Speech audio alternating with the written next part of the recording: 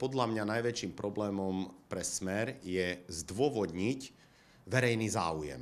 V čom je verejný záujem pri vytvorení jednej zdravotnej poisťovni? Podľa mňa tam žiadny verejný záujem neexistuje a s tým má najväčší problém aj Smer. Inštitút finančnej politiky na ministerstve financií, ktorý zisťoval, aké pozitíva má doniesť vytvorenie jednej zdravotnej poisťovni, došiel k záveru pred Vianocami, že nedá sa jednoznačne povedať, že vytvorenie jednej zdravotnej poisťovne je dobré pre slovenské zdravotníctvo. SDK ODS to tvrdí od začiatku. Každopádne som zvedavý, ako bude vyzerať vládny návrh zákona, lebo vraj má existovať vládny návrh zákona na vyvlastnenie súkromných zdravotných poisťovní, respektíve na vytvorenie jednej štátnej zdravotnej poisťovne.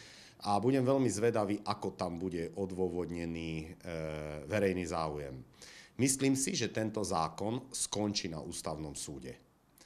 Veľmi sa obávam aj medzinárodných arbitráží. Jednu tu už máme vo vzťahu k zákazu zisku a myslím si, že neminú Slovenskú republiku ani medzinárodné arbitráže po vytvorení jednej zdravotnej poisťovne. A v tomto zas považujem konanie Smeru za nesmierne nezodpovedné, pretože oni urobia projekt, vytvoria jednu zdravotnú poisťovňu a nechajú to tak. Medzinárodné arbitráže o 2-3 roky rozhodnú, že to tak nebolo treba urobiť a občania Slovenskej republiky budú obrovské množstvo peňazí z verejných zdrojov platiť ako škodu za Ficovú vládu. Veď už tú škodu tu máme. Zákaz zisku bol protiústavný a tá škoda sa už pomaly šplhá k 40 miliónom eur a to ešte nie je koniec.